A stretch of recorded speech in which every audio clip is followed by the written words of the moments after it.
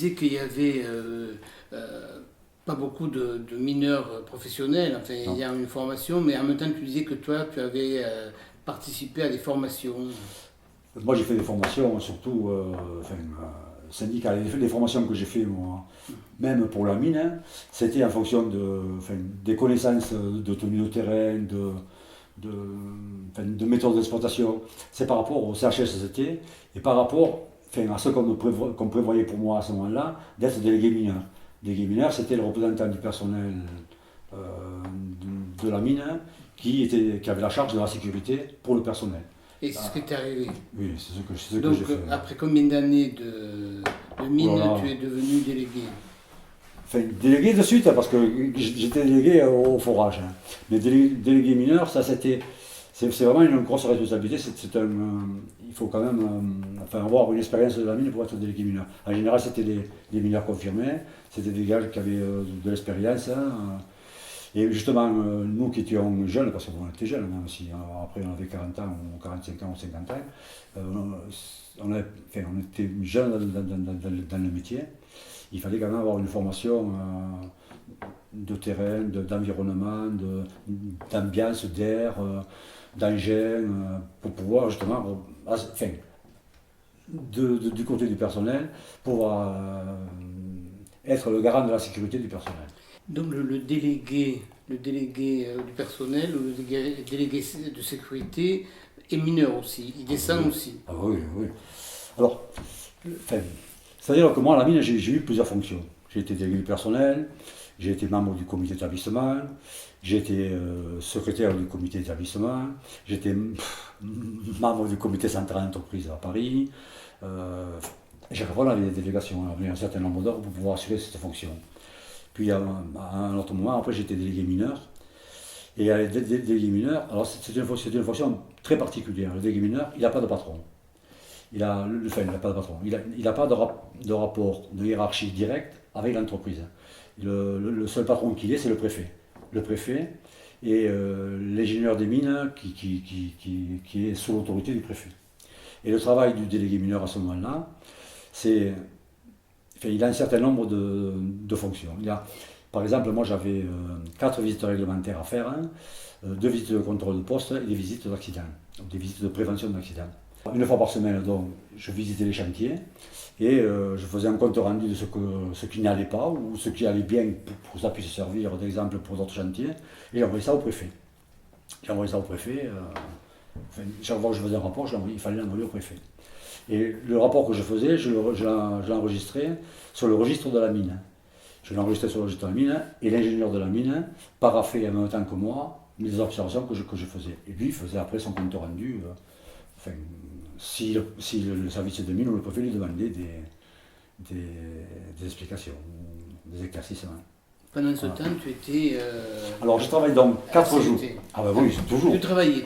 Parlons de ton travail à ce moment-là. Alors, oui, mais... Alors, quand je travaillais, donc j'avais des délégations, par exemple, là. J'avais 4 jours de visite réglementaire qui étaient payés double. J'avais des visites de contrôle de poste. C'était des visites qui étaient destinées à voir qu'il n'y avait pas d'heures supplémentaires au fond, ou que c'était vraiment très limité, et surtout de voir que tout le monde remontait, qu'il n'y ait pas de gens qui restent au fond. Et alors, bon, une partie de mon temps était là, et l'autre partie du temps, c'était au comité d'établissement. J'étais le secrétaire du CE, j'assurais donc la bonne marche du comité d'établissement. Et là, tu descendais que pour des contrôles. À ce moment-là, oui. À cette période-là, oui. C'était pas la production. À cette période-là, je ne travaillais pas en tant que mineur. Ouais. Et donc, tu étais... J'étais détaché. Alors, détaché une partie avec le service des mines et une partie avec le comité d'établissement. Voilà. Et donc, toi, tu étais là en tant ayant des fonctions, mais aussi en tant que CGT. Ah ben oui, c'était d'ailleurs... Toutes les fonctions que j'ai occupées dans l'entreprise, mis à part la liaison directe avec l'employeur, c'était sous l'égide de la CGT. Est-ce qu'il y avait d'autres syndicats que la CGT? La CGC. Oh, mais la CGT, voilà. Enfin, je ne voudrais pas, parce que ça semblerait me faire trop briller là. Hein. Mais je ne sais pas, on présentait une liste de cadres titulaires, hein. On a été élus avec 90% des voix.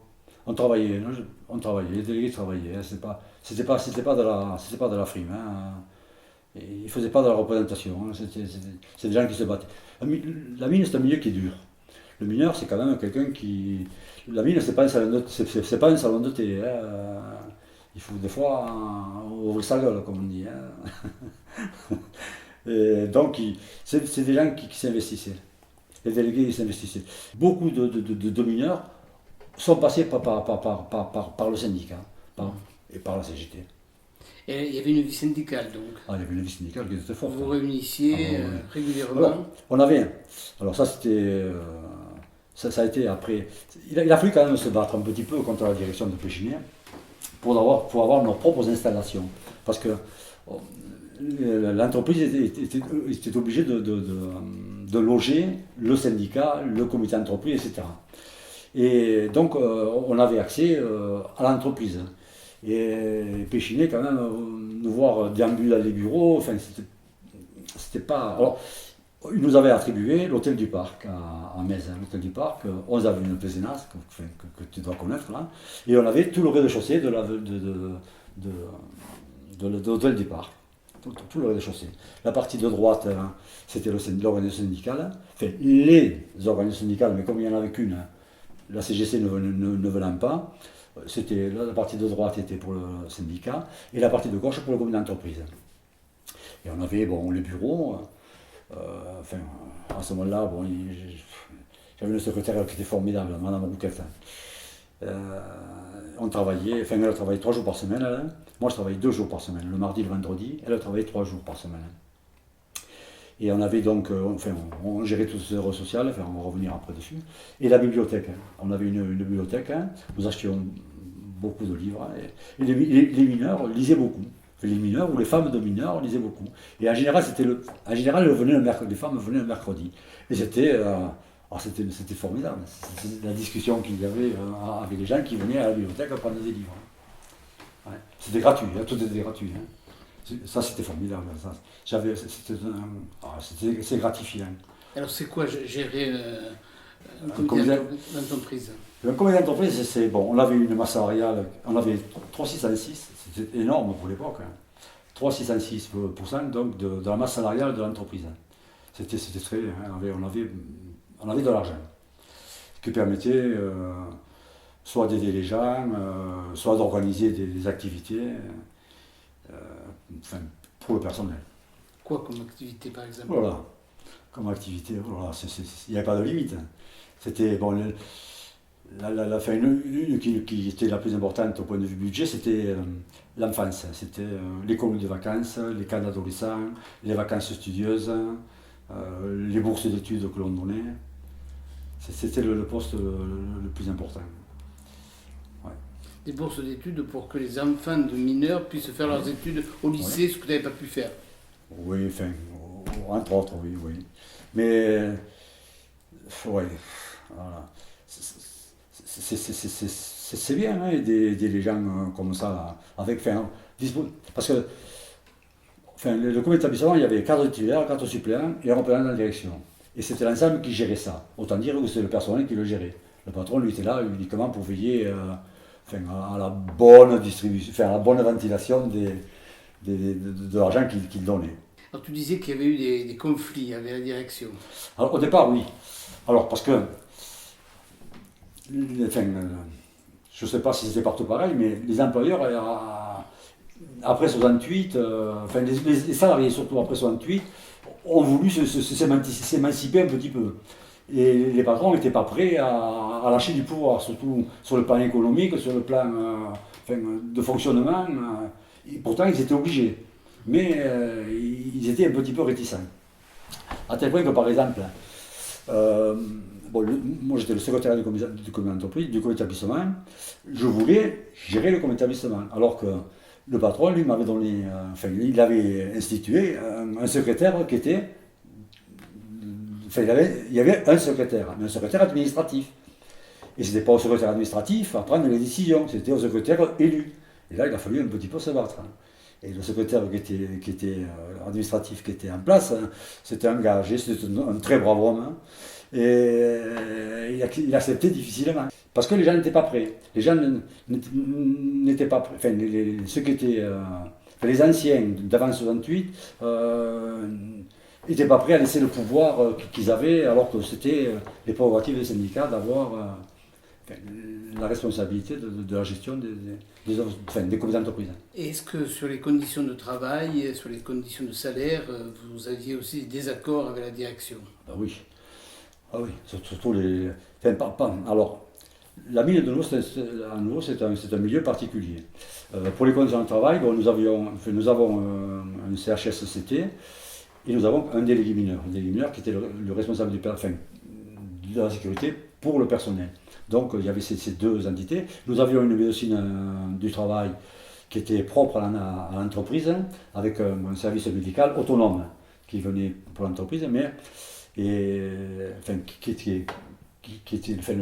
service médical il était chargé de voir la bonne santé du personnel et aussi les conditions de travail, savoir si travailler dans de bonnes conditions pour pouvoir rester le plus longtemps possible actif. Quoi. Donc c'est ça pour ça. Mais il fallait quand même chaque fois, parce qu'on trouvait que le médecin du travail il était un petit peu trop proche de la direction. Alors il fallait. Au début c'était difficile de rentrer là en disant ouais mais ça dépend de nous, ça dépend pas que de vous. Le travail de la mine et puis le travail social. Ouais. Et c'est aussi important pour toi le travail social que le travail de la mine. Oui. Et peut-être aussi le travail syndical. Aussi. Parce que le travail syndical demandait un investissement très important. Hein. Les réunions qui se font le soir, qui se font après le travail. Un syndiqué, il n'est pas obligé d'assister à toutes les réunions, mais le responsable syndical, il est obligé, lui. Alors, tu es un ouvrier syndiqué avec des responsabilités syndicales autour de l'usine et pour les œuvres sociales de l'usine aussi, donc pas uniquement des problèmes de l'entreprise, mais aussi des problèmes de vie des ouvriers à l'extérieur, de leur détente, de leur loisir. Est-ce que, en tant que syndicaliste, tu as été nommé ou tu as accédé à des fonctions plus importantes, participé à des congrès de la CGT, etc. Voilà. Est-ce que tu peux nous parler un petit peu de ton expérience de la CGT hors de l'entreprise, avec tes responsabilités voilà. Essaye de nous dire des choses importantes.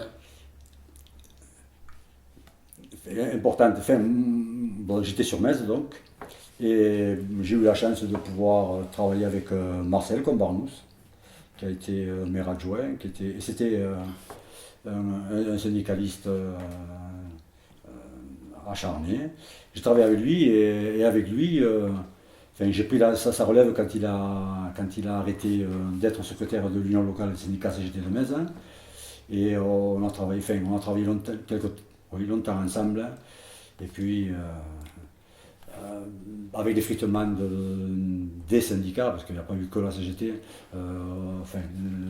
l'union locale s'est éteinte tout doucement. Voilà. Je faisais partie quand même de la CE de l'UD, la commission exécutive de l'union départementale des syndicats CGT. À ce moment-là, je travaillais avec Serge Florence, qui après fait de la politique, il était après à l'arrivée de Montpellier. Enfin,